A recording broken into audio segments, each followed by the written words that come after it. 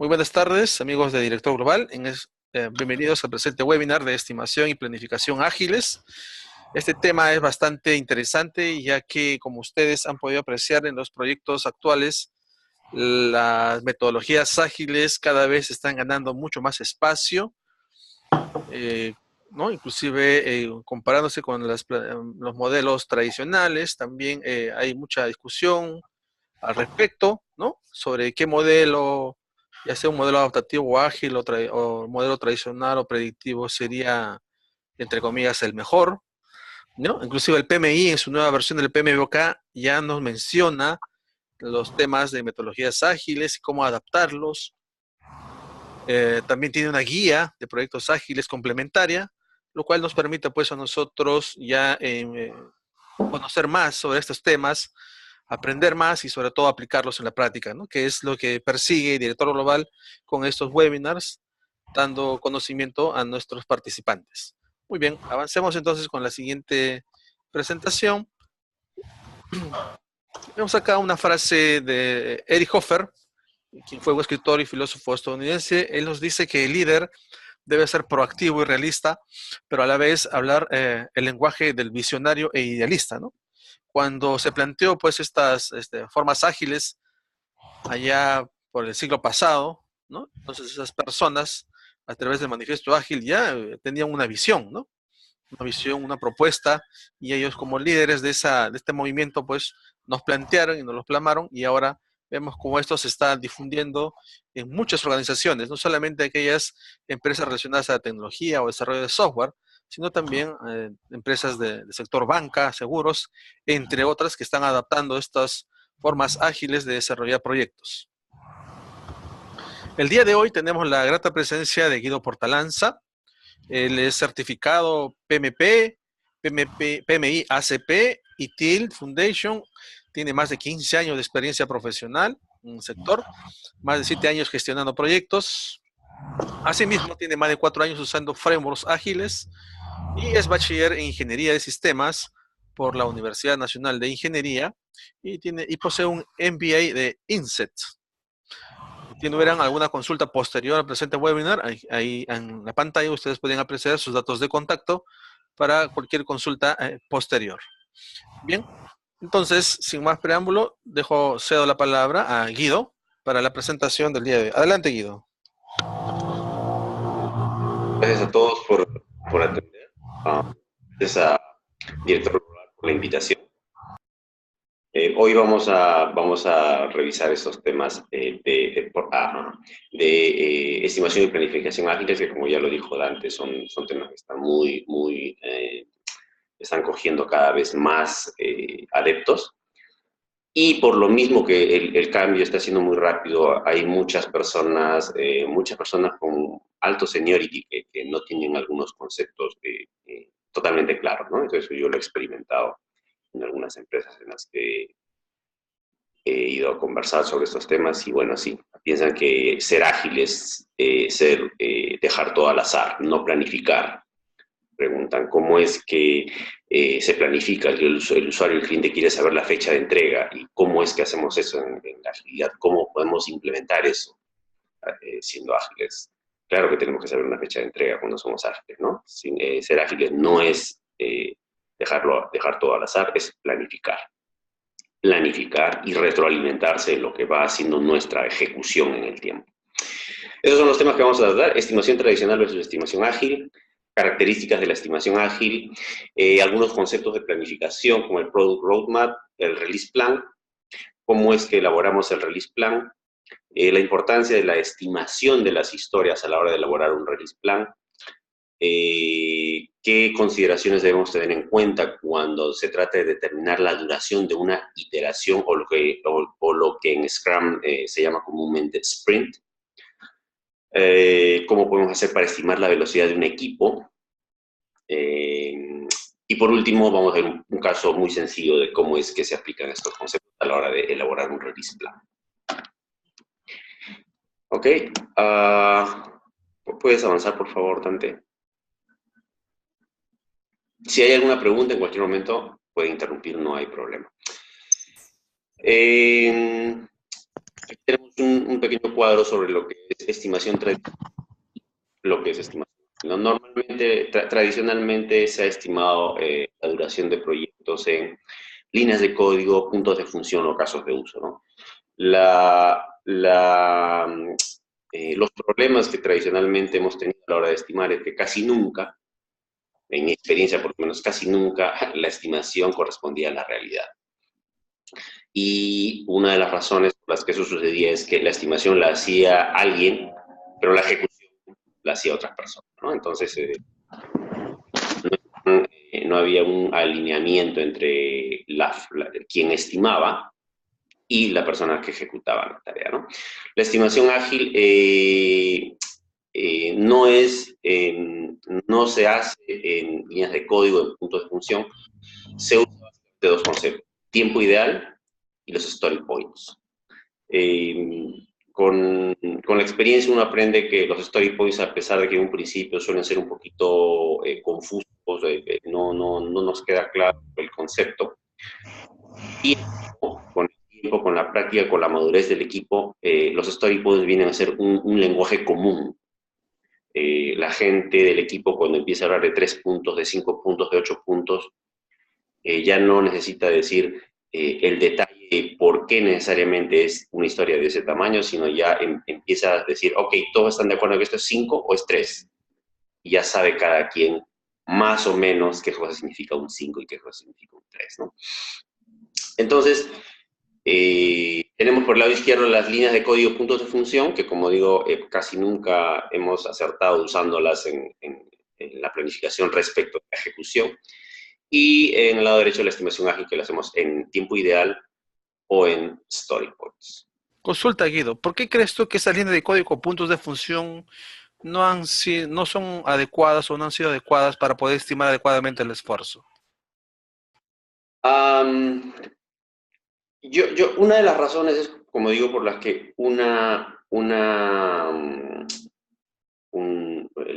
la estimación la hacía una persona, normalmente un experto, un súper experto estimando, ¿no es cierto? Pero la ejecución la podía hacer un equipo, por decir, por mi experiencia, ¿no? La estimación la hacía alguien de la India, por decir algo, decía, por puntos de función, esto son 5.000 horas.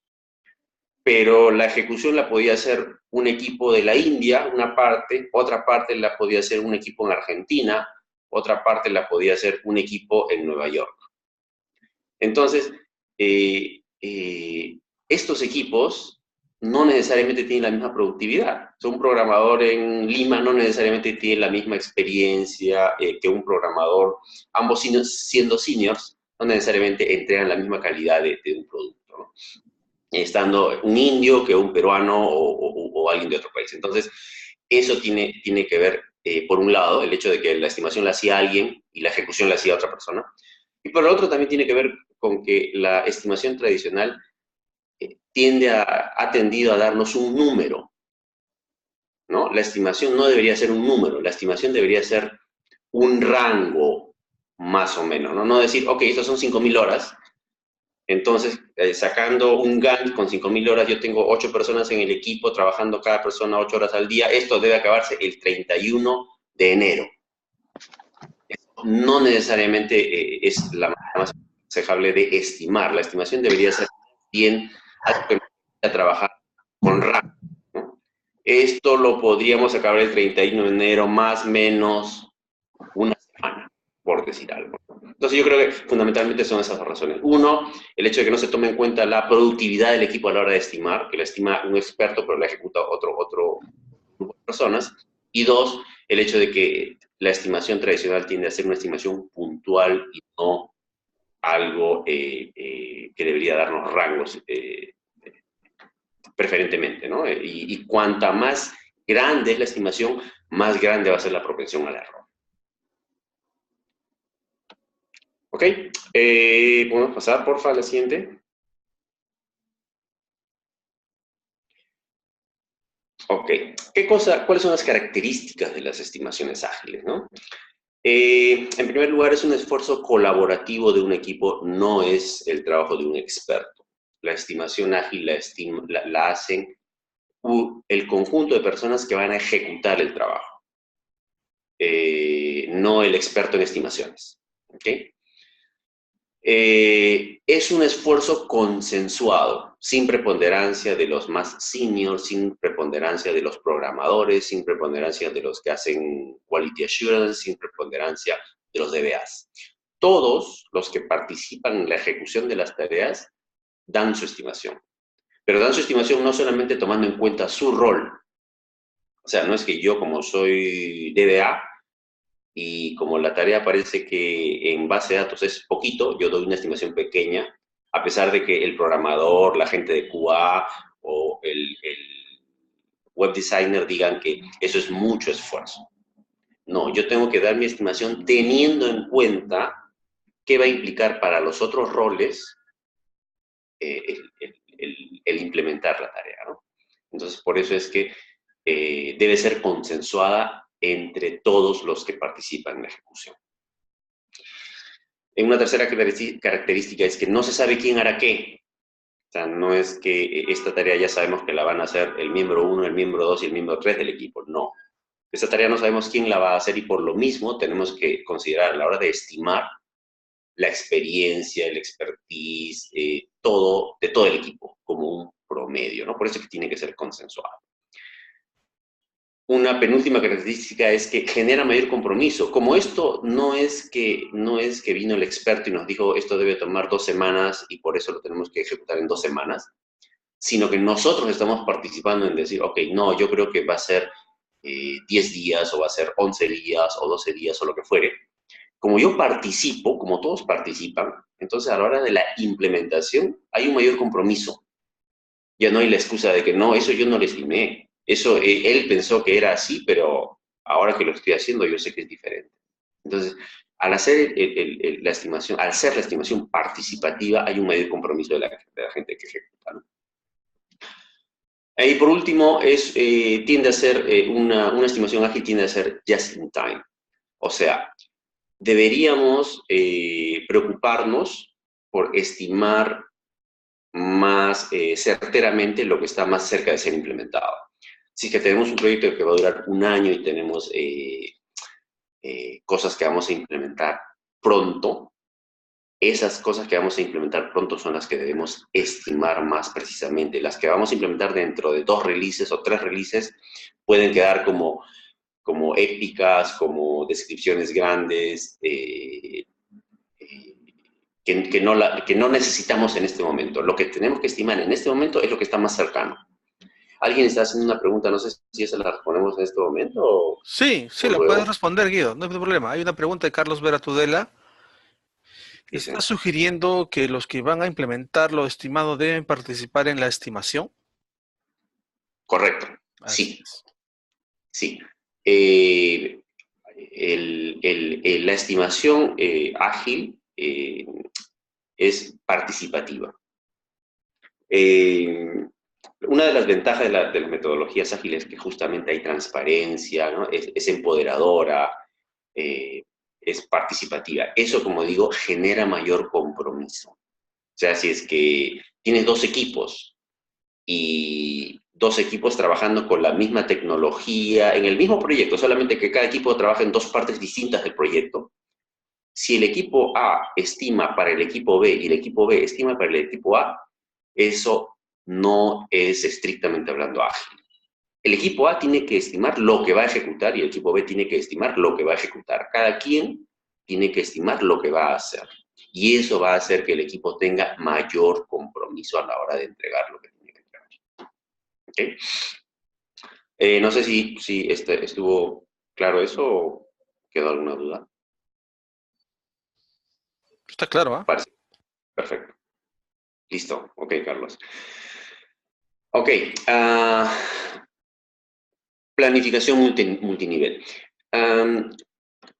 Como decía al principio, ser ágil no es ser desordenado, no es dejar todo al azar, es planificar, ¿ok? Pero hay niveles de planificación. A nivel corporativo tenemos la planificación de la estrategia, ¿no es cierto? Es la visión que tiene el top management de la organización en el largo plazo. Ahora, para llegar a esa organización en el largo plazo, la empresa genera un portafolio de proyectos, un portafolio de productos. ¿Ok? Todo eso, la visión estratégica y la visión de la gestión de los portafolios están al nivel de negocio. Ahora, cada portafolio tiene un conjunto de productos para justamente llegar a esa visión que se tiene más arriba. ¿Ok? Eso todavía sigue siendo una planificación del negocio. Estrategia, portafolio y producto siguen siendo visiones de negocio. ¿Ok? Donde entra la implementación ágil de la planificación es a partir de release. ¿Qué cosa es un release? Es un conjunto de iteraciones. Y si ustedes tienen familiaridad con Scrum, vendría a ser un sprint. ¿Okay? Una iteración es un sprint. Y un release es una sucesión de sprints, de iteraciones. ¿Okay? Y cada iteración es planificada día a día, lo que es graficado aquí con este círculo amarillo, ¿no? Entonces, tenemos que el producto se planifica a través de varios releases. Un release se planifica a través de varias iteraciones y una iteración se va planificando día a día. El Agile Planning viene del release hacia abajo. ¿Podemos avanzar, por favor? Correcto. Veíamos antes que un release, un producto es una visión del negocio, ¿no es cierto? El producto, el negocio tiene una visión del producto y a eso le llaman un Product Roadmap. El Product Roadmap viene a ser una herramienta de planificación y de comunicación del negocio. Es una vista a alto nivel de cómo el cliente vislumbra que los features que ha pensado para un producto van a ser desplegados en el tiempo. Y es una probable secuencia de despliegue del producto según la visión del cliente o sponsor, ¿no? Y digo es probable porque algo inherente a las metodologías ágiles es que el alcance no es estático, ¿no? Entonces, si bien yo hoy puedo hacer un Product Roadmap de un horizonte de un año, puede que al cuarto mes ese Product Roadmap cambie.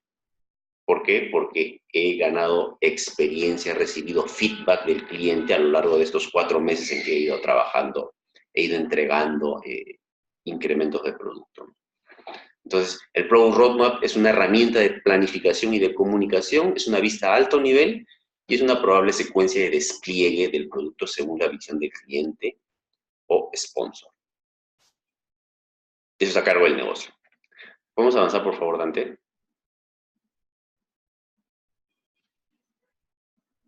Ajá.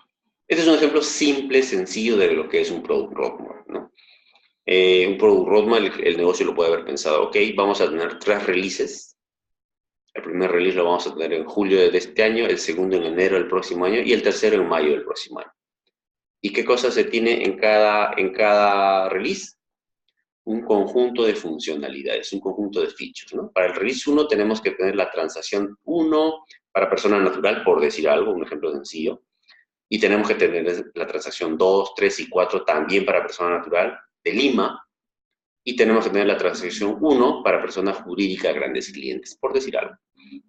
Y el release 2 tenemos que tener estos features. Y el release 3 estos features. Este es un ejemplo sencillísimo de un Product Roadmap. Es una herramienta de planificación, es una visión de cómo el cliente piensa que va a implementar un producto a lo largo del tiempo. ¿Ok? Podemos avanzar, por favor, Dante. Este es un Product Roadmap un poquito más elaborado. Lo he pirateado de... Aquí abajo está romanpichler.com. Este tiene fechas para los releases. Recuerden, el producto lo vamos implementando en releases. ¿Okay? Varios releases. El release 1 es un producto un poquito, si ustedes quieren, ¿cómo decirlo? En nivel 1 de madurez. El siguiente release, el producto va madurando más, está en un nivel 2, hasta llegar al final release, que es el producto ya maduro, con todo lo que habíamos pensado en principio, ¿no? Entonces aquí tenemos una fecha para cada release. Tenemos un nombre, le pongo un nombre a cada release. ¿Qué más tenemos? Tenemos una meta, ¿ok? Cada release podría tener una meta, ¿ok? El primer release va a cubrir a los clientes menores de 25 años de los distritos de San Isidro y Miraflores. El release 2 va a cubrir a los clientes hasta 35 años de tal y tal distrito, ¿ok? Entonces, esto es un product roadmap un poquito más elaborado. Tenemos los features para cada release y las métricas, cómo queremos medir el éxito de cada release, ¿no? En realidad, no hay algo escrito, algo empírico. La elaboración de un product roadmap depende mucho de las características del proyecto, del producto, de la empresa humano. Solamente es otro ejemplo de elaborar un product roadmap. ¿Puedes avanzar, por favor? Ok, siguiendo ya, yendo un poquito más abajo de cómo es que planificamos de manera ágil, el Product Roadmap tendría que tener dos salidas, ¿no? A partir del Product Roadmap nosotros elaboramos dos salidas. Tendríamos que tener un Product Backlog, que es una lista de features que vamos a implementar, una lista de funcionalidad estimada y priorizada. Y por otro lado, tendríamos que tener un Release Plan, que es el Release 1 va a salir en octubre, el Release 2 va a salir en febrero y el Release 3 va a salir en mayo, por decir algo.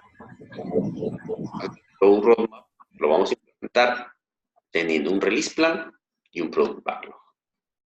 Guido, ¿se podría decir que el Product Backlog podría ser una especie de los requisitos del producto o servicio a generar? Ajá, ajá. Sí, sí, es la funcionalidad.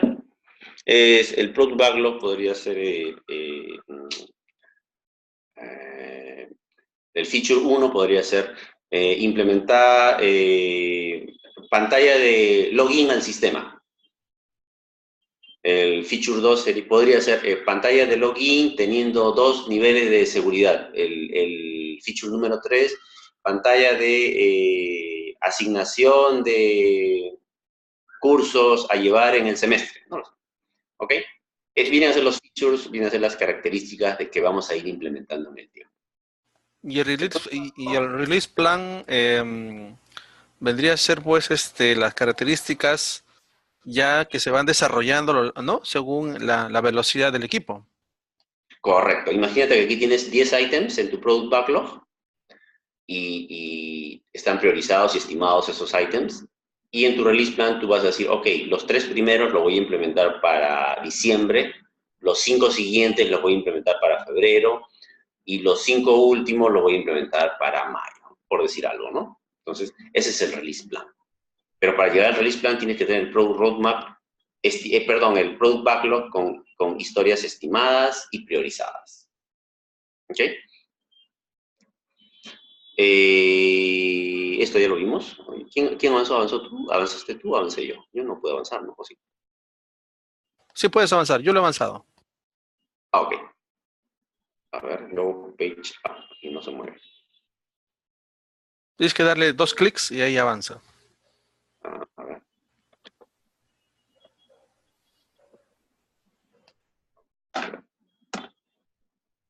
A ver. Ya, estamos acá. Ok, ¿qué cosa es el Release Plan? Lo que estábamos viendo aquí, ¿no? Aquí tenemos el Product Roadmap, tenemos el Product Backlog y el Release Plan. Veamos el Release Plan. ¿Qué cosa es el Release Plan? Es la hoja de ruta para lograr la visión del producto, ¿no? Estamos creando un producto de sistemas, un producto que va a ayudar a alguien a ser más feliz, ¿ok? Entonces, el Release Plan es la visión, ¿ok? El Release 1 vamos a tener tales features y va a ser para tal fecha. El Release 2 va a tener tales features y va a ser para tal fecha. Y el Release final va a ser tal fecha y va a tener todo esto, ¿ok? Ayuda al Product Owner a decidir cuánto será y cuánto tomará tener un entregable, ¿no? Ayuda al Product Owner a decidir cuánto vamos a entregar, ¿no es cierto? Porque cada release es un set de features, ¿cierto? Entonces sabemos cuánto vamos a hacer, pero también cada release plan tiene una fecha de entrega, entonces el release plan también nos da una idea de cuánto tiempo nos vamos a demorar en entregar algo. ¿Okay? Asimismo, el release plan comunica expectativas sobre lo que se desarrollará y en qué horizonte temporal. Eso lo comunica a todos. No solamente le sirve al product owner, sino también le sirve al equipo que va a ejecutar, ¿no? Provee contexto a cada iteración. O sea, el equipo sabe que cuando esté en el segundo release, en el primer sprint, sabe cómo encaja eso que está trabajando en ese sprint específico de ese release sobre el proyecto total, ¿no? Entonces, le da un contexto a cada sprint, a cada iteración. Y también constituye una medida de progreso. Al final de cada sprint, vamos viendo si cumplimos con lo que habíamos planificado, si cumplimos con lo que había el equipo dicho que iba a hacer, y en la medida en que el equipo cumple, podemos decir que estamos avanzando. La única medida de progreso, si ustedes han leído el Agile Manifesto, la única medida de progreso de un proyecto es software funcionando. Entonces, al final de cada sprint podemos ver si es que lo que hemos hecho está funcionando. Si no está funcionando, no hemos cumplido. Si está funcionando, hemos cumplido 100% con lo que hemos hecho. Ok, este es el release plan, entonces. Estas son las características del release plan. El release plan lo podemos visualizar de este modo, ¿no? Un release plan son varios sprints, varias iteraciones. Aquí vemos en el eje horizontal los sprints, ¿ok? Entonces yo planifico hoy, por decir algo, que mi release, el siguiente release, el que voy a empezar a trabajar, va a durar, por decir algo, 15 sprints. Entonces, al cabo del sprint número 15, voy a entregar al cliente final a producción lo que he hecho en todo este tiempo. Entonces, ¿cómo es que visualizamos esto en un release burn down chart? Lo visualizamos en el eje horizontal, tenemos los sprints, y en el eje vertical, los story points del trabajo, de lo que nos va a tomar implementar este release plan. En este caso, por ejemplo, al iniciar el primer sprint, tenemos 500 story points en nuestro backlog. ¿Okay? O sea, en nuestro backlog nosotros tenemos una lista de funcionalidades, el equipo ya estimó cada funcionalidad y toda la funcionalidad que vamos a implementar en este release número X, el que quieran, suma 500 puntos de esfuerzo. ¿Okay? Al final del sprint 1, según este gráfico, el equipo ha avanzado 50 puntos aproximadamente, ¿no? Porque si ven si suben desde el primer sprint, el siguiente punto que le decía el 500 está en 450 más o menos, ¿no? Entonces, el segundo sprint empieza con 450 story points de esfuerzo, porque los otros 50 ya los implementamos en el primer sprint. Y al cabo, según este gráfico del segundo sprint, tenemos que hemos avanzado más o menos, ¿qué será? 40 story points, ¿no? Entonces, este gráfico nos va a indicar cómo vamos avanzando con lo que teníamos en un principio. Al cabo del sprint número 15, que es el que yo decía, esto debe durar 15, esta línea que se está desplazando debería llegar justo al 0. ¿Okay? ¿Por qué hay este salto en el sprint número 3? Ven un salto ustedes que hay ahí, ¿no es cierto? En realidad, siendo estrictos, este gráfico debería ir solamente para abajo. No debería haber saltos. En este caso hay un salto, ¿por qué? Porque se añadió items al release backlog. Por alguna razón, seguramente a la hora que se implementó alguno de estos sprints salió alguna observación, el product owner pensó algo mejor y dijo, ok, hagamos esto porque eso también se necesita. Entonces se añadió esfuerzo al release plan, al product backlog del release. ¿Okay? Pero esta es una gráfica muy común para evaluar progreso de un release. ¿Se entiende la gráfica? ¿Se entiende lo que he hablado o hay alguna duda? Si tienen alguna pregunta, por favor, pueden hacerla. Ok, parece que se entiende. Sí, hola, ¿me escuchas? Sí, sí, adelante. La pregunta es, bueno, aparentemente tu presentación está orientada a sistemas, a proyectos de sistemas, ¿no? Igual es interesante porque siempre se pueden adaptar en otro tipo de actividades. Pero ¿por qué los features van disminuyendo en el tiempo? O sea, ¿los estás resolviendo, los estás ejecutando? Los estás implementando. Ok, ya. En un principio tienes unos features que están solamente en papel. Ok, quedó claro, gracias. Ok, listo. ¿Algo más? ¿No? ¿Todo bien? Bueno, avanzamos. El release plan. ¿Cómo elaboramos un release plan? Guido, ahí tengo una consulta. Ahí sería bueno también, claro, algunos nosotros hemos ya llevado algunos cursos y de repente por ahí aplicado estos temas, ¿no? Pero hay otros participantes que no necesariamente son de la carrera de sistemas o de computación o de software. Sería bueno un poquito la definición, ¿no? ¿Qué es un product owner y qué características puede tener ese product owner? Lo mismo que el Scrum Master. Los stakeholders sí se entienden, ¿no? Porque en el PMI sí son pues los interesados. Un poco para ponerlos en contexto. Ok. El Product Owner es el representante del negocio. El Product Owner es el guía del equipo. El Product Owner es el que nos dice qué cosa hay que hacer, qué cosa no hay que hacer, qué cosa hay que cambiar, qué cosa vale la pena, qué cosa se prioriza.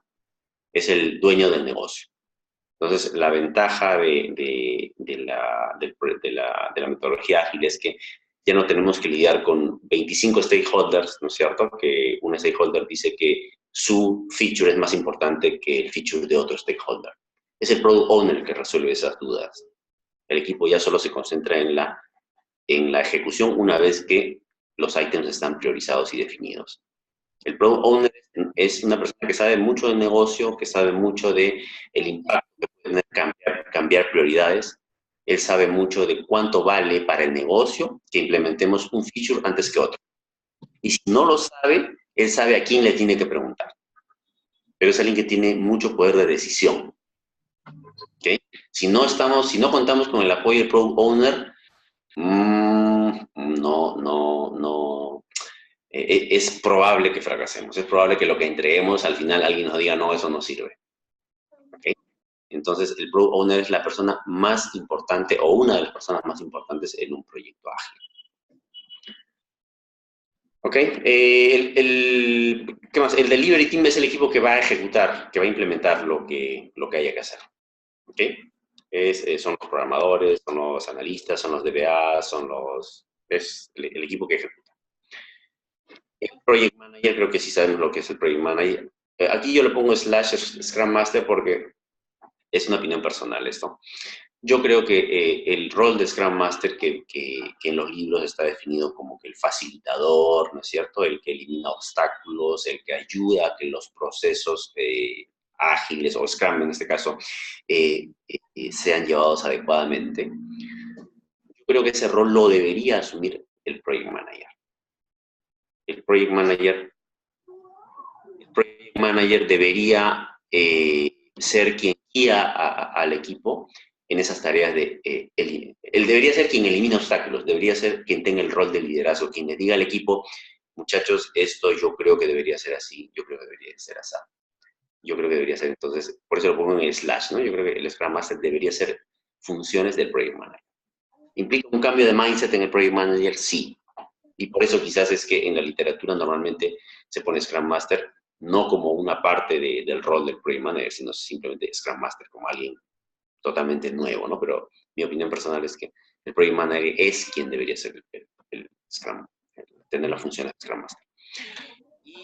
Y stakeholders también pueden participar opcionalmente en la elaboración del release plan. Hay unos comentarios que aquí pone John Olivera. Sí, John Olivera. El progreso se mide... No, hubo 2 comentarios. Okay. El progreso se mide por trabajo pendiente, no por trabajo realizado. El release plan es lo mismo que el burn up. El progreso se mide por trabajo. En realidad, podrías decir que el progreso lo mides por trabajo pendiente. Sí, sí, podrías decir eso, sí, porque estimaste que en tu release plan tienes 500 story points de esfuerzo que tienes que hacer. Entonces, a medida que vas avanzando en el tiempo, el primer sprint avanzas 50, entonces te quedan 450, ¿no? Entonces, cuanto menos te va quedando por hacer, quiere decir que estás, siempre que esos 500 se mantengan fijos. El release plan es lo mismo que el burn up. Ahí sí no te podría responder eso en este momento. Ahora te voy a responder eso al final. El trabajo realizado, sí, la respuesta en una palabra sería sí, sí. Ok, sobre esto, el Product Owner, el Team, ¿hay alguna consulta sobre los roles? Déjeme escuchar, por favor. Un momentito, Guido, por favor, hay un micrófono abierto. No pasa Vamos nada. No alguien, hay ninguna duda sobre los roles, ¿no? ¿alguna consulta más adicional que tuvieran, por favor? ¿Alguna duda, alguna pregunta? Ay, perdón, lo estoy moviendo un ratito, pero no, ya ahora sí. ¿Tienen alguna consulta, por favor, alguna duda con respecto a a los roles que has puesto Guido en este caso? Si no tuvieran alguna consulta, ninguna duda, avancemos con la siguiente lámina, por favor, Guido, gracias. Hay dos tipos de release plans, ¿no? Hay un release plan que es feature driven y otro que es date driven. El feature driven es tenemos que entregar cuanto antes, pero hay un set de features mínimos que tenemos que entregar. Por eso es feature driven, porque los features son lo más importante. ¿Okay? Los features determinan cuándo se va a entregar, pero tiene que ser lo más pronto posible. ¿Okay? Y el date driven es que ya tenemos una fecha. Nos dicen, no, tenemos que entregar en diciembre, quincena de diciembre, antes de Navidad. ¿Ok? Pero los features son negociables. ¿Ok? En ambos casos, sea feature driven o sea date driven, siempre necesitamos la velocidad del equipo. La velocidad del equipo es el insumo más importante para elaborar un release plan. Y esa velocidad, Guido, estaría dado por la cantidad de puntos de historia que pueden hacer por cada iteración o cada sprint. Correcto. Sí. Sí, sí.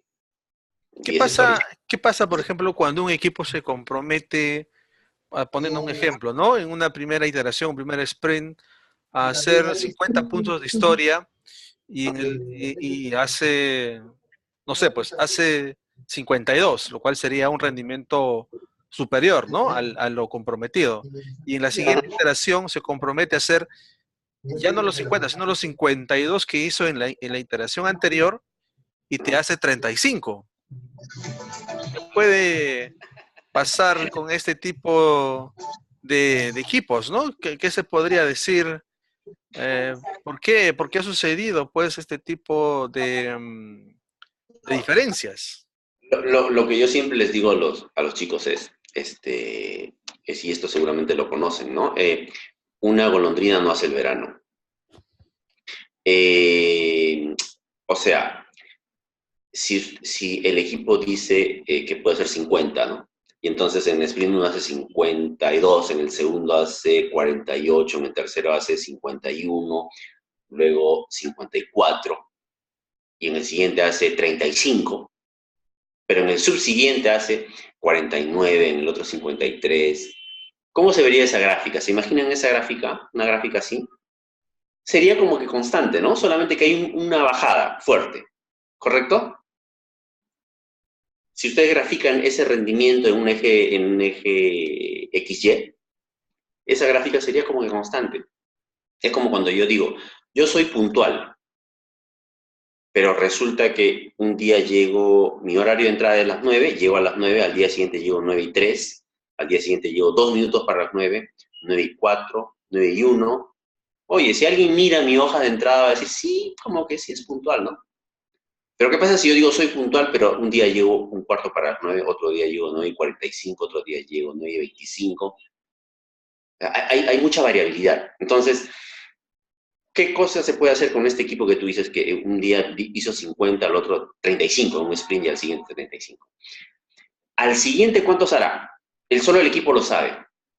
Entonces, si el equipo, lo que debería pasar es que el equipo hace una retrospectiva y ahí ve por qué hubo la diferencia. Si es que la diferencia entre lo que se comprometieron y lo que hicieron realmente tiene una explicación lógica y saben que es algo que solamente sucedió esta vez y no va a volver a pasar, yo diría, sigan comprometiéndose a los 50 y seguramente que van a seguir con 49, 51. O sea, no va a ser un gran problema el hecho de que una vez hayan entregado 35. Pero si a la hora que el equipo hace el análisis dice, oye, no, en realidad estos 35 no fueron que debieron ser 35, debieron ser 49, estimamos mal. Ok, ¿qué podemos hacer para que la siguiente vez que estimemos, este error que hemos tenido aquí no vuelva a suceder? Y analizan, ¿no? Ok, no consideramos las pruebas de performance, no consideramos que uno de los QA se iba a ir de vacaciones una semana, no tomamos en cuenta que había una dependencia con un entregable de un equipo externo. Ok, ¿qué hacemos para que eso no se repita? ¿Tomamos las acciones? Entonces, la siguiente vez seguramente que va a estar mejor. En resumen, si es que ustedes tienen, si es que su gráfica o lo que fuera que estén usando para analizarse tiene mucha variabilidad, hay un problema. El proceso está fuera de control. Si ustedes han visto algo de proceso, de control estadístico de procesos, van a saber que si es que hay mucha variabilidad, el proceso está fuera de control. Pero si la variabilidad está dentro de niveles aceptables, no hay problema. Yo diría el equipo siga como está funcionando, como está, porque si de 10 sprints en uno dio 35 y en todos los demás en promedio dio 49, 51, 52, 49, 50, no hay problema. No sé si eso aclaró más o menos la duda. Sí, yo creo que sí. Me parece que hay unas preguntas, Guido, ahí en el chat, si lo puedes, si lo puedes revisar. Sí, fundamental, el Scrum diario para editar, absolutamente, sí. Y eso es muy importante. Reunirse todos los días. La gestión del riesgo es algo que es intrínseco a los equipos ágiles. Y la reunión diaria es el momento, es uno de los momentos más importantes. En realidad, todas las reuniones que hay a lo largo de todas las ceremonias que hay en un proyecto ágil, en Scrum son las daily meetings, las retrospectives, las sprint planning, la backlog refinement. Todas esas reuniones son reuniones de gestión de riesgo de por sí. Intrínsecamente estamos gestionando el riesgo. Entonces, lo que dice John es totalmente cierto, ¿no? Fundamental, el Scrum diario, la sprint planning, el backlog refinement, pero no solo es que la hagamos, sino que la comunicación sea efectiva. Porque claro, a lo mejor hacemos el Scrum diario todos los días, pero resulta que siempre hablan solamente dos personas. Entonces, es cierto, es importante que se lleve la reunión, pero yo diría que incluso más importante que haya buena comunicación. La buena comunicación es el decirse, cuando yo digo un problema, que nadie se sienta afectado. Que cuando yo digo un problema, me refiera a la situación y no a quién está originando el problema. Esas cosas pequeñitas, esos detalles de comunicación son los que hacen realmente que el equipo sea efectivo. ¿Okay? Sí, el Scrum Diary es muy importante para detectar esos problemas. Antes, si puede tomar un ejemplo más ilustrativo, quizás en el campo de la tecnología. Esto, MAM, ¿a qué parte, perdóname que recién intente responder? ¿Ya se fue? ¿MAM? Está. Bueno. Ok. ¿Seguimos? Sí, avancemos. Un clic más y ya está. Oh, a ver, aquí está MM. Sí estoy. Tecnología, producción local.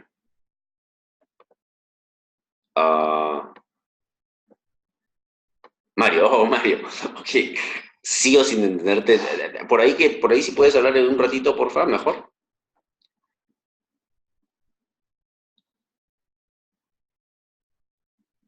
Oh, ok. Sí, siempre es en la planificación ágil, definitivamente, ¿no? Porque no estamos viendo riesgos ahora, pero en realidad en la planificación ágil, justamente el riesgo ya no lo gestiona el PM, lo gestionan todos. El equipo, el product owner. Incluso el product owner. Sí, incluso hay quienes dicen que un segundo nombre para proyectos ágiles es proyectos de gestión de riesgo. ¿Por qué? Por justamente lo que hemos hablado al principio, ¿no? Porque todos participan. Como todos participan, todos son más responsables de lo que... todos se comprometen más. Y como digo, cada reunión que hay es una reunión donde se ve riesgos. En toda reunión vamos a decir cuál es un problema que yo veo. ¿Qué problema veo? Mira, yo creo que esto no voy a llegar, necesito ayuda. Mira, yo creo que este tercero que nos tiene que entregar ese entregable no lo va a hacer porque hace 2 días que estoy pidiendo y no me dicen nada. ¿Sabes qué? Yo creo que esta prueba de performance la tenemos que reprogramar porque tenía que acabar en 2 horas y ya van 6 horas y todavía no acaba.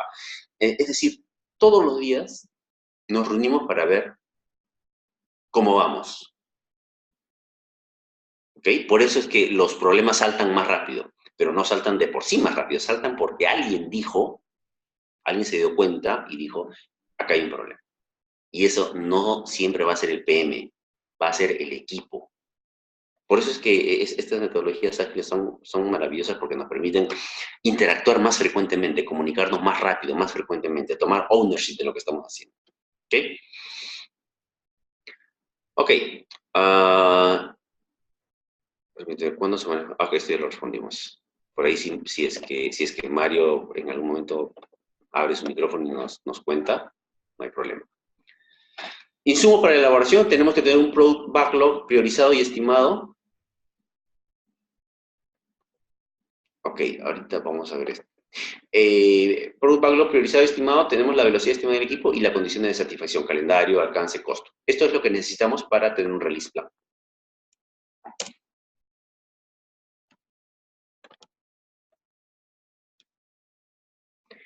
Para tener un release plan tenemos que tener un product backlog priorizado y estimado. ¿Okay? Decíamos en principio que un product backlog es la lista de features, la lista de funcionalidades que tenemos que implementar. Pero junto con la lista de funcionalidades que tenemos que implementar, tenemos que saber cuánto nos va a costar. Y el costo normalmente es solamente la estimación. Un feature no puede contar en story points, 5 story points, 3 story points, 8 story points. Más costo significa algo más grande, por lo tanto más esfuerzo, por lo tanto más tiempo. Entonces, por eso es que el costo estimado de una historia es un factor importante para su priorización, porque es diferente tener una historia que es muy importante, una historia es un feature que es muy importante, pero es muy costoso.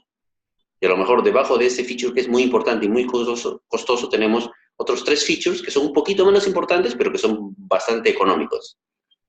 Entonces decidimos, por saber cuánto cuesta implementar cada cosa, decidimos que los segundos features sean implementados antes, ¿no? Entonces, el costo estimado de una historia es un factor importante para su priorización. Solo es necesario estimar lo que es probable que sea parte del alcance del release, o sea, lo que está más próximo a implementarse. No es necesario que estimemos todo el product backlog como lo hacíamos en Waterfall, ¿no? En Waterfall tenemos que tener todo oleado y sacramentado para empezar a desarrollar. No es necesario. No, lo que tenemos que hacer es solamente estimar lo que está más próximo a entregarse. ¿Ok? Y las estimaciones se pueden hacer, las estimaciones de la velocidad se pueden hacer a partir de valores históricos. Si es que es un equipo que ya está trabajando mucho tiempo, seguramente tiene ya valores históricos de velocidad. Sencillo. Si es que no ha trabajado junto antes, podemos hacer una primera iteración de prueba, un sprint de 2 semanas y veamos cuánto es lo que podemos rendir como equipo. O podemos hacer una predicción. Lo vamos a ver ahorita cada una de estas formas de estimar la velocidad de un equipo. Consideraciones al determinar la duración de la iteración. A ver, esto puede pasar, porque no tenemos mucho tiempo. Si hay tiempo, lo vemos al final.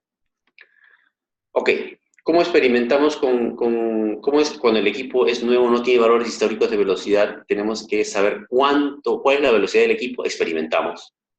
Ok, estimemos historias. Ahora, para llegar obviamente a que el equipo estime, tiene que tener claro el concepto de estimación, tiene que tener claro qué cosas es un story point, qué cosas son 2 story points, qué cosas son 3 story points, y eso ya pasa por un proceso de capacitación, de entrenamiento, de práctica, ¿no? Y una vez que están claros los conceptos, estimamos y experimentamos. Ok, pongamos un sprint de 2 semanas y veamos cuánto rendimos en un sprint de 2 semanas. Ok. Y la velocidad del equipo no debería ser, ok, en un sprint de 2 semanas ya vimos que damos 10. No digamos 10, digamos ok, entre 8 y 12 es nuestra velocidad aproximadamente. Como es un equipo que recién empieza, con el tiempo va a ir ajustando su velocidad, va a ir aclarando conceptos, va a agarrar mucha práctica. Entonces, un equipo que recién empieza no es un equipo maduro, es un equipo que va a tener cosas que ir aprendiendo en el camino. ¿Ok? Esto es relativamente sencillo. ¿Qué modalidad es más cuando tenemos 90%? Pues, ¿qué modalidad es aconsejable? En realidad, el trabajar de manera ágil o waterfall, yo creo que obviamente es mucho mejor si están todos juntos, pero yo he tenido equipos trabajando de manera remota, trabajando de manera ágil, sin problemas. Lo que se aconseja es una primera iteración que todo el equipo esté junto y después ya que cada quien esté en su casa, ¿no? Sin problemas, pero es importante que haya, ¿qué cosa? Buena comunicación. Ese es el factor más importante de éxito de un proyecto, de un equipo. ¿Okay? Buena comunicación, eso es lo importante. Y usen tecnología, ¿no? Yo he usado Jira, he usado videoconferencias, he usado Planning Poker, todo en remoto, sin problemas. Sin problemas. Lo importante es la comunicación. Ok. Entonces, cuando lleguemos a un número, un equipo que recién empieza, demos una idea de un rango y no un número puntual como velocidad del equipo. ¿Ok?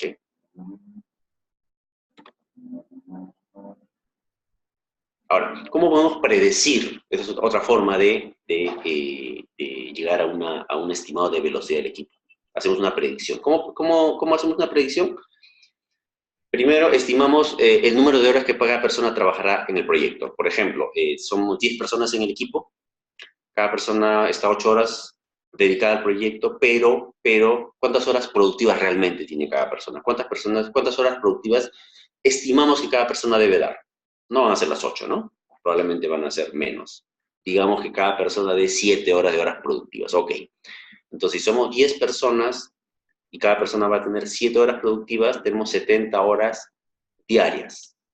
Para un sprint de 2 semanas, van a ser 700 horas productivas en una iteración de 2 semanas.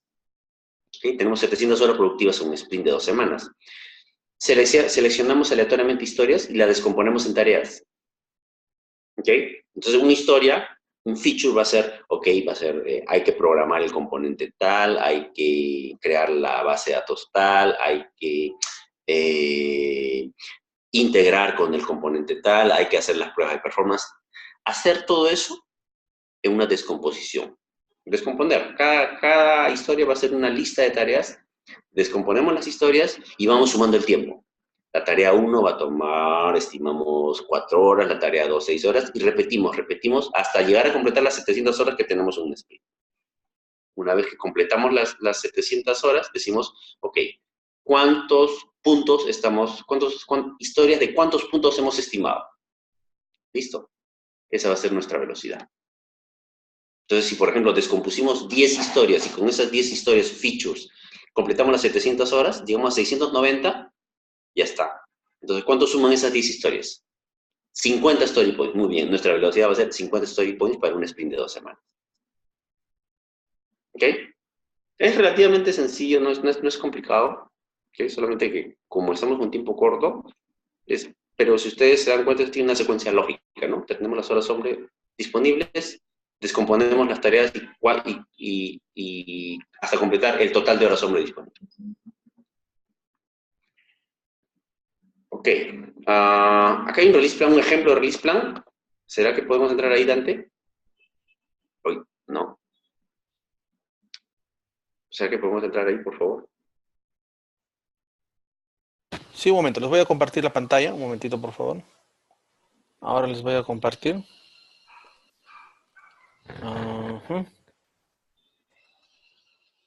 Ahí está. ¿Se aprecia? Acá. Sí se aprecia. Ya, entonces, ¿puedo? No puedo. Un momentito. Ya está, Guido. Ok. Entonces, si ustedes miran aquí hay pueden entrar a este sitio scruminstitute.org y hay un ejemplo de release planning, ¿no? Tiene un release planning formas. Feature driven. Recuerden, feature driven es, no tenemos la fecha, tenemos que entregar cuanto antes, pero tenemos un set mínimo de features que tenemos que entregar. Y date driven, que estamos abajo, ¿no? Feature driven es muy rápido. Este es nuestro product backlog. Tenemos un product backlog. Tenemos releases para acá, metas de releases. Y tenemos la velocidad del equipo. ¿Cuál es la velocidad del equipo en este ejemplo? 3 puntos por sprint, ¿ok? La velocidad del equipo son 3 puntos, entonces en cada sprint el equipo va a hacer nada más que 3 puntos.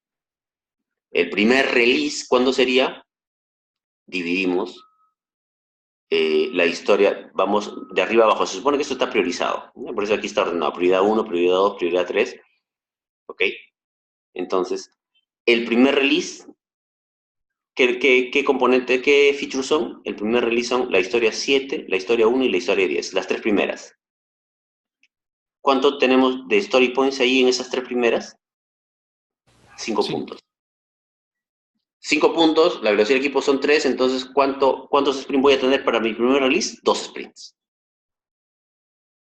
Si ustedes entran aquí a este ejemplo, es bien sencillo darse cuenta de cómo funciona. Lo único que tenemos que tener, ¿qué cosa es un product backlog priorizado y estimado? Eso es importante para el release plan. Un product backlog priorizado y estimado, y la velocidad del equipo. La estimación es, Guido, yo tengo entendido que lo hace pues el equipo, ¿no es cierto? El equipo del proyecto. Y la prioridad sería dada ¿por quién? Por el product owner. Oh, sí, correcto, el product owner. La prioridad siempre la define el product owner. La prioridad de esto, si tú quieres, la columna que dice story y la columna prioridad la da el negocio. Lo que el equipo hace es estimar. El equipo dice cuánto esfuerzo o en esfuerzo cuánto es esta historia. El equipo ya, esto viene a ser como plata, como dinero para el equipo, ¿no? Ya al cabo de 3 sprints, 4 sprints, la estimación viene a ser un lenguaje común. Los story points vienen a ser un lenguaje común. Cuando el equipo habla de 3, de 5, ya viene a ser un lenguaje común. Pero eso se obtiene con la práctica. En un principio cuesta un poquito, pero ya al cabo de 3, 4 sprints, el equipo ya sabe de lo que está hablando, ¿no?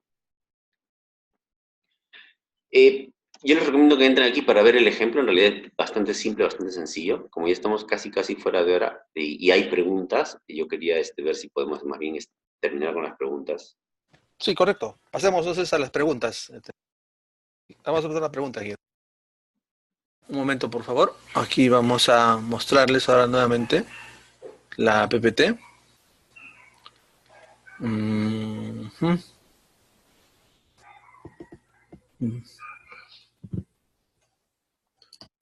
Ahí se aprecia la PPT, ¿verdad? Sí. Ok. Oh, ahí creo que... Antes de continuar con las preguntas de nuestros asistentes, entonces ahí, Carmen, ¿nos tienes algún anuncio, por favor? Sí, ¿qué tal? Buenas tardes con todos. Bueno, justamente este lunes 2 de julio estamos comenzando un taller de preparación para el examen ITIL Foundation virtual. Son en total 21 horas de capacitación y entrenamiento para el examen de ITIL Foundation. En este caso, incluye el acceso al simulador virtual por 3 meses. Además, en caso de que no pudieran asistir o en todo caso tuvieran que llegar tarde por trabajo, por algún motivo en especial, todas las clases quedan grabadas en el sistema. Es con la misma plataforma que están usando en estos momentos para este webinar. Y bueno, la plataforma justamente permite que ustedes puedan hacer preguntas en cualquier momento durante la clase, ¿no? Las inscripciones aún están abiertas hasta el día lunes y bueno, esperamos en todo caso que se inscriban, ¿no? A ver si puedes avanzar, Dante. Esta es nuestra plataforma educativa online que también acceden con un usuario y password y es donde van a encontrar justamente los materiales para descargar en digital y también van a encontrar las clases grabadas. Y también el acceso al simulador, ¿no? Exámenes Sí, ITIL. también el acceso al simulador, exactamente, Dante. ¿Puedes avanzar? Bueno, también queremos invitarlos al taller de preparación para el examen PMP. Ya vamos en edición 15, que justamente va a comenzar del 14 de julio al 1 de septiembre. Son 6 sábados de 2 a 8 de la noche y el séptimo sábado de 2 a 5 de la tarde. En este caso estamos incluyendo lo que es material digital, tanto como libros con preguntas de examen tipo PMP y también el tema de material digital para descargar. Además, son 39 horas de capacitación válidas para la certificación ante el PMI y también en este caso entregamos lo que es incluye también un examen que va a tener 150 preguntas en la 6ª clase justamente de el taller de preparación. Y en este caso también el certificado emitido por Director Global y que también les va a valer para presentarse ante el PMI y poder, en este caso, validar las horas de capacitación que necesitan para poder certificarse. Están cordialmente invitados, las inscripciones son en www.directorglobal.com y estos son, por ejemplo, algunos de nuestros alumnos certificados. La relación más amplia la van a poder encontrar justamente en nuestro portal. Ahora sí, le doy pase a nuestro expositor con las preguntas. Muchas gracias. Ok, muchas gracias, Carmen. Guido, aquí hay unas preguntas que nos hicieron los que se inscribieron al presente webinar. También si alguno de los presentes, uno de los asistentes que está en este momento, ¿no?, asistiendo de manera directa, también podría hacer algunas consultas una vez que terminemos estas preguntas a continuación. Juan Zavala pregunta, ¿cuándo conviene usar metodologías ágiles y cuándo metodologías tradicionales? Depende del tamaño o duración del proyecto. ¿Y se puede usar Design Thinking con ambas metodologías? Ok. En realidad, han salido varios modelos para ver si es que se puede aplicar metodología ágil o seguir con metodología tradicional, ¿no? Hay un modelo de DSDM, Dynamic System Development Method. Hay otro modelo de Boehm and Turner. Si ustedes por ahí googlean, van a encontrar esos modelos. El PMI, inclusive, ya a partir de esos modelos, en su PMB OCA más reciente, ya ha implementado y sugiere un modelo de evaluación, ¿no? Evalúa 3 cosas. Sugiere evaluar 3 cosas, ¿no? Para ver si es que se aplica o no metodología ágil. La cultura de la organización organización como un todo, el equipo, las personas que van a implementar el proyecto y el proyecto en sí mismo, ¿no? A nivel de cultura, ¿qué cosa es lo que hay que saber? Si la organización como un todo está preparada para implementar un proyecto de manera ágil. ¿Hay apoyo en la organización para implementar un proyecto de manera ágil? Recuerden que esto de la agilidad sobre todo es un mindset, es una manera de hacer las cosas, ¿no? Si es que la organización está preparada para eso, si es que la organización empodera al equipo para hacer las cosas, si es que la organización es transparente, es horizontal, ayuda. Entonces, se tiene que evaluar la cultura. Perdón. Un segundo aspecto que hay que ver es el equipo. El equipo es del tamaño adecuado. ¿Tienen los miembros del equipo la suficiente experiencia? Pues si son todos junior, como que no va a funcionar, ¿no? ¿Tiene el equipo acceso a los usuarios del negocio? Decíamos hace un rato que el Product Owner es de los miembros más importantes en un proyecto ágil. Entonces, al evaluar el equipo tenemos que ver si es que el negocio está preparado para darnos un Product Owner que esté siempre disponible. ¿Okay? Los miembros del equipo tienen que tener acceso a ser Product Owner. Si es un Product Owner que está muy ocupado, que siempre te dice, venme a ver más tarde, no puedo, entonces como que no favorece mucho al desarrollo con metodologías ágiles. Por último, tiene que valorarse el proyecto. ¿Cuál es la probabilidad de cambios? Es probable que la funcionalidad cambie dentro de 2 meses. Es probable que después de que entreguemos el primer release haya cambios en prioridades. Es posible que con este proyecto que nos están pidiendo vayamos entregando las cosas a pocos. Sirve, ayuda. ¿Es crítico el proyecto? Si el proyecto es crítico, lo recomendable es no usan metodologías ágiles, sobre todo si la organización está empezando recién. Entonces, a nivel de proyecto hay que evaluar esas cosas, ¿no? Por ejemplo, para un proyecto regulatorio, si ustedes trabajaran en banca y hay un proyecto regulatorio, o sea que la SBS sacó una norma para implementar algo, ¿ustedes creen que convendría usar agilidad? Probablemente no, ¿no? ¿Por qué? Porque el proyecto regulatorio normalmente está claro desde el primer día y no es algo que ustedes tengan que implementar de manera incremental. Simplemente dice la norma, esto entra a tallar el 1 de enero del 2019. Y es bien poco probable que haya un cambio en el camino. Entonces, en ese caso, no convendría mucho usar metodologías ágiles. No es recomendable en todo caso, ¿no? No añadiría mucho valor. Pero en proyectos en los que tiene que ver mucho conocer al usuario, ver la experiencia del usuario, no sabemos cómo va a reaccionar el cliente cuando le entreguemos algo, ahí sí convendría la agilidad, ¿no? Entonces, considerar eso. Como digo, el PMI ya sugiere un modelo. Si ustedes revisan el PMI Vocab van a encontrar un modelo donde se pueden evaluar esas tres cosas y de acuerdo a un puntaje que ustedes le dan a cada una de estas tres cosas, el modelo sugiere agilidad, waterfall o un modelo mixto, ¿no? Creo que hay ¿Se puede usar?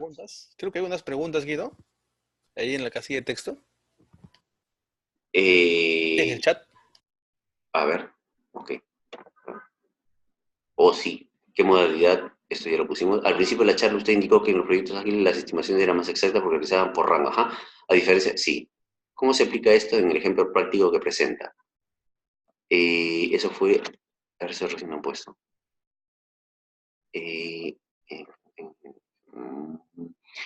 Ok, lo que pasa es que las estimaciones, cuando las estamos en story points, es cierto que es un número, pero en realidad ese número, cuando ustedes traqueen los tiempos, cuando ustedes vean, es importante que traqueen los tiempos cuando desarrollen las tareas, ¿ok? Entonces, cuando traqueen los tiempos, por ejemplo, una historia de 5 puntos va a ser 20 horas en un caso, en otro caso va a ser 22, en otro caso 18.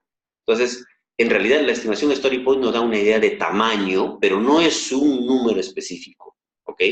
Cuando ustedes traduzcan esos story points en tiempo, van a ver que una gráfica va a ser una gráfica con subidas y bajadas, ¿no? Lo importante es que una estimación de 5, por ejemplo, por decir algo, no me resulte que a veces me demora 40 horas y otra vez me demora 80. ¿Ok? Si es que el equipo estima algo de 5, hoy, dentro de 3 sprints, estima otra historia de 5, los tiempos deberían estar más o menos cerca. No debería pasar que en la primera historia, la historia de 5 puntos me tomó 35 horas y en la segunda historia me tomó 20. Si ambas son de 5 puntos, ¿cómo es que hay tanta variabilidad? Ahora, si ustedes me dicen, no, lo que pasa es que automatizamos una parte del proceso, ok, bestial, eso puede ser. Si tiene una explicación, tiene sentido. Pero si es que hicieron lo mismo y estimaron 2 historias del mismo tamaño, pero en la realidad el esfuerzo fue en un caso el doble de otro, algo anda mal, hay que corregir, hay que ver qué cosa estuvo bien, ¿ok? Entonces, en esa medida, las estimaciones por story point son un rango más que un punto específico, en esa medida. Ok, gracias. Hay otra pregunta de Miluska Cruz y Edwin Ramos. Ellos consultan cómo medir o comparar la estimación planeada versus la ejecución real. Ok, para eso es importante recordar que tenemos que traquear el tiempo. Tenemos que traquear el tiempo. Si queremos ver cómo nos fue en lo real versus lo planificado, cuando ejecutemos hay que traquear. Y digo esto porque he encontrado muchos equipos que no traquean su tiempo. Y entonces, claro, cuando dicen, oye, ¿cómo estuvimos en la realidad respecto a lo planeado? Pero si en la realidad no has dicho cuánto te tomó hacer las cosas, ¿cómo vamos a saber si finalmente lo que planificamos estuvo bien o no estuvo bien? Entonces, algo muy importante es traquear el tiempo. Una vez que traqueemos el tiempo, podemos hacer la comparación. ¿Y cómo hacemos la comparación? Con el Release Burn Down Chart, el Sprint Burn Down Chart, son dos artefactos que se usan muy a menudo a la hora que planificamos. Entonces, el Sprint Burn Chart es muy similar al gráfico que vimos hace un rato del Release Burn Chart, solamente que lo tenemos en horas. En lugar de story points, en el eje vertical tenemos horas y en el eje horizontal tenemos días. Cada Ok. día vamos traqueando las horas y vamos viendo cómo van disminuyendo las horas en el tiempo. Es una respuesta rápida. Hay otra pregunta más de Verónica Maraví. Ella dice, ¿cómo podemos utilizar los datos históricos para mejorar la predictibilidad de nuestras estimaciones? Ok. Es importante, como decía, para eso que traqueemos, ¿no? Que traquemos el tiempo y que traquemos las historias. Las historias van pasando por un flujo, ¿no? Nacen, luego pasan a programarse, luego pasan a que a alguien le salga quality assurance, después probablemente pruebas de integración. Ese flujo tenemos que traquearlo. Al principio, el equipo debería definir límites tolerables. O sea, por ejemplo, si yo estimo una historia, si yo voy a estimar en Story Point, yo debería decir, como equipo, debería decir, ok, toleremos más o menos 10% del promedio. O sea, que todas mis historias, por ejemplo, todas mis historias de 5 puntos van a tener, ¿no es cierto? Si yo grafico contra horas, puede haber mucha o poca variabilidad. Ustedes decidan, aceptemos 10% de variabilidad. O sea, que si mi promedio es 50, ninguna historia de ese mismo tamaño debería ser de más de 55 horas y ninguna historia debería ser de menos de 45 horas. ¿Ok? Entonces, ustedes ya definen un límite tolerable para su ejecución.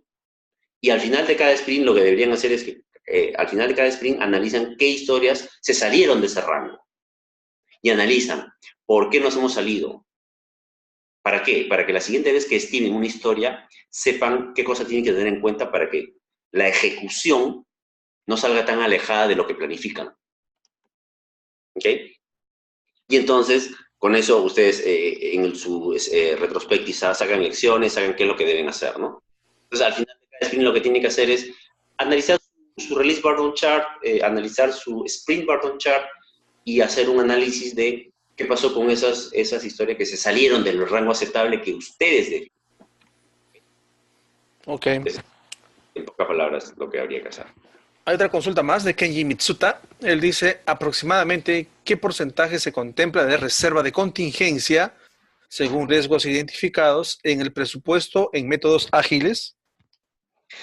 No, no hay una respuesta para eso, no hay un porcentaje para dar, ¿no? Lo que sí les puedo decir es que, como dije hace un rato, en las metodologías ágiles, la gestión del riesgo es mucho más efectiva, ¿ok?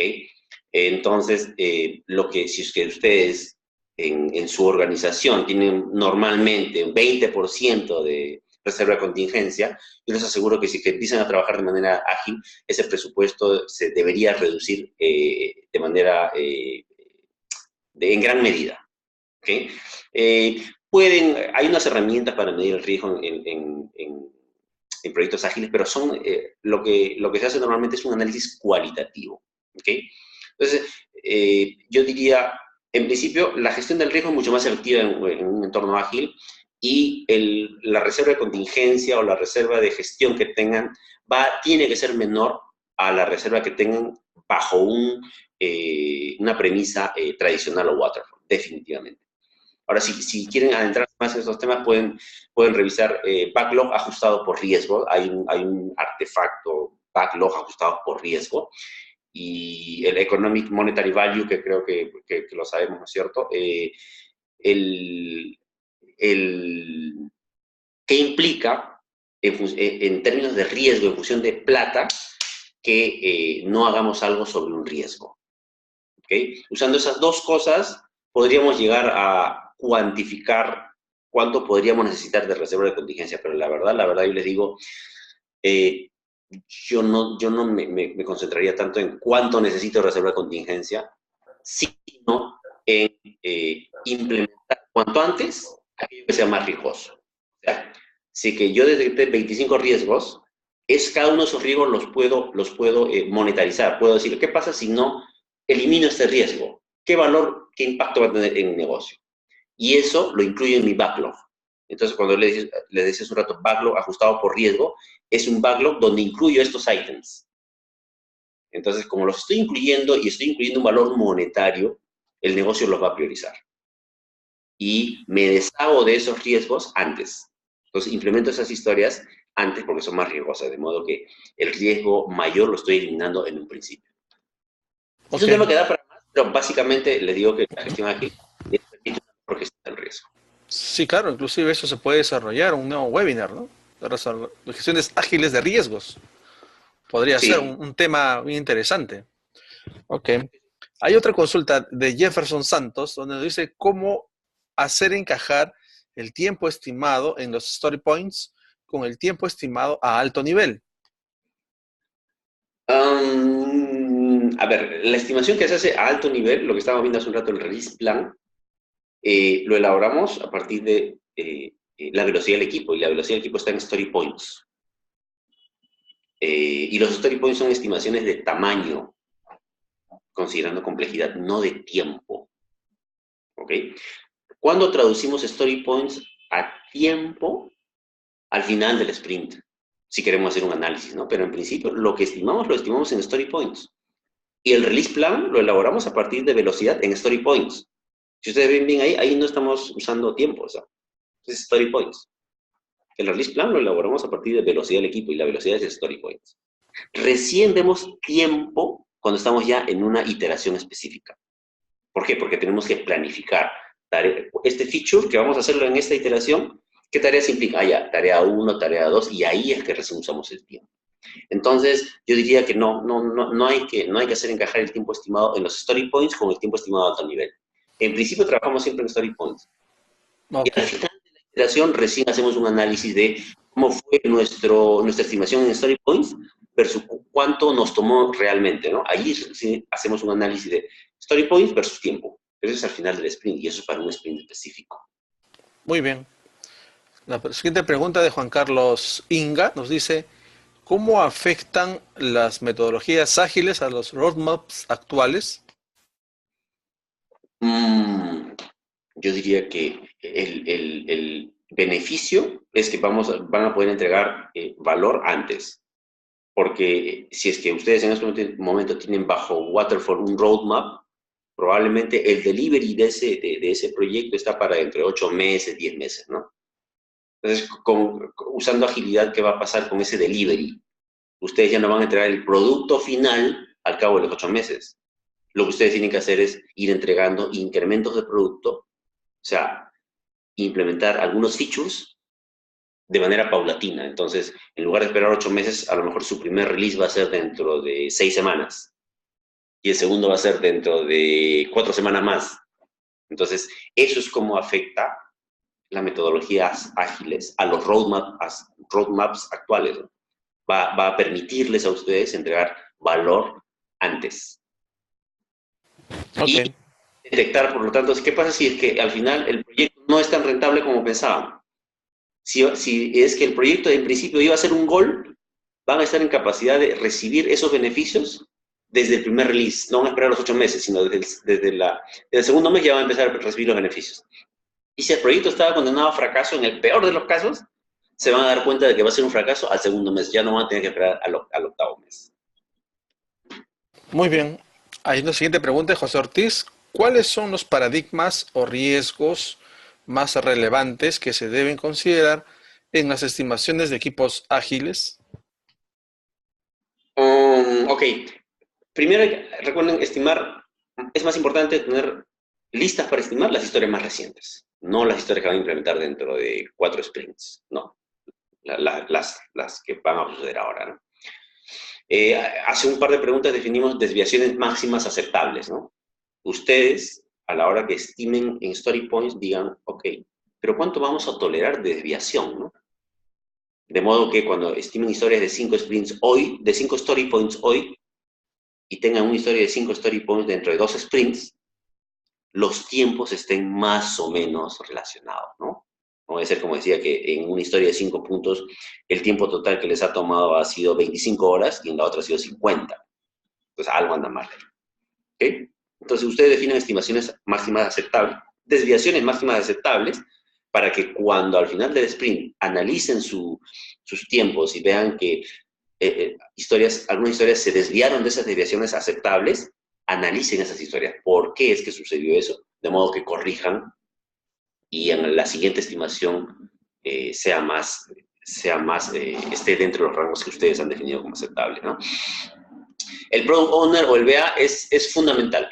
Si el Product Owner, como decía, no está con ustedes, no está disponible, van a estimar mal, van a asumir cosas que no son reales. Y si es que ustedes tienen un BA, el BA es fundamental. El BA tiene que saber el negocio, porque va a haber momentos en que ustedes lleguen a su estimación y digan, uy, pero esto no sabemos, ¿no? Y van a asumir, ya, asumamos que no se incluye la opción todos. Por ahí, ¿no? Por decir algo, ¿no? Pero resulta que si ustedes lo implementan así, a la hora que van y le preguntan al negocio, no, pero sí es importante la opción todos. Por eso es importante que al estimar hay alguien del negocio que les aclare las dudas, ¿no? ¿Ok? Por un lado, hay alguien del negocio que les diga no, sí, o mejor a la derecha, a la izquierda. Alguien los tiene que guiar. Porque si no, ustedes empiezan a asumir cosas y resulta que cuando implementan, estas soluciones no valieron. Cuando entregan, no, eso no vale, le van a decir. Ok. Yo creo que hay más, pero creo que estamos súper fuera. No te preocupes. El tema es bien interesante y ya de por sí me parece que se puede desarrollar, ¿no? Un webinar complementario con tema de riesgos o algunas otras consultas que han surgido a lo largo de la exposición. Bien, queremos agradecer, ¿no?, a las siguientes personas: Dieter Olivera, Daniel Canedo, Diego Manrique, Elmer Flores, entre otros que ustedes pueden ver a continuación, por haber participado y haber formulado sus preguntas. Esperamos haber despejado sus dudas con la ponencia del expositor, Guido Portalanza, el día de hoy. Esperamos que haya sido de mucha utilidad, ¿no?, la presente exposición. Y recuerda que nosotros somos Director Global y brindamos capacitación de alta calidad e impacto. Nos puedes encontrar, ¿no?, en las redes sociales y a través del correo electrónico informes@directorglobal.com y también a los números que a continuación se muestran. Si hubiera alguna consulta final, alguna duda de alguno de los asistentes, bienvenido sea. ¿Sí? Hay varias aquí escritas. A ver, pero no. respondemos.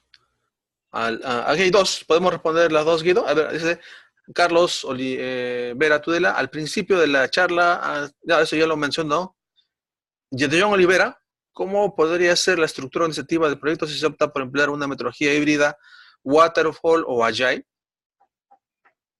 Eso va a depender del proyecto específico, ¿no? No es tan simple como dar una receta, va a depender de la madurez del equipo, como decía, va a depender de la organización. Lo importante, sí, lo crítico es el liderazgo. Por un lado, quién lidera el equipo, ¿ok? Eso es importante, que tenga el mindset adecuado. Y por otro lado, el product owner. Si no tenemos product owner, la verdad es difícil. Y en las organizaciones hoy, eso es lo más difícil. Es lo más difícil convencer al negocio de que les den a alguien que esté con el equipo todo el tiempo. No digo que esté con el equipo todo el tiempo literalmente, sino que cuando el equipo lo necesite, deje de hacer lo que está haciendo y les aclare las dudas. Que esté dispuesto a estar en las reuniones diarias de 15 minutos. Que esté dispuesto a estar en la sprint review de fin de sprint. Que esté dispuesto a estar en la retrospectiva. Alguien que esté dispuesto a darle su tiempo. Eso es lo más difícil en este momento. Con la cultura que tenemos, eso es lo más complicado. Después, cualquier otro factor yo creo que es superable. Ok. Muchas gracias por las consultas y por las respuestas también de Guido, muy puntuales sobre este tema que tiene, como ya les hemos explicado, para más. Se puede desarrollar, ¿no?, mucho más estos temas. Muy bien, nos agradece Carlos Vera Tudela, nos agradece también John Olivera. Agradecemos a las demás personas que también estuvieron presentes, ¿no es cierto? A Carmen Vázquez por la organización, a José Valencia, Javier Chávez, Eric Luna, José Cordalupo, que también estuvieron durante la presente sesión.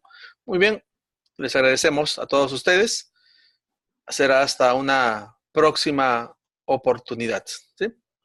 Muchas gracias. Muchas gracias, Guido. Hasta luego.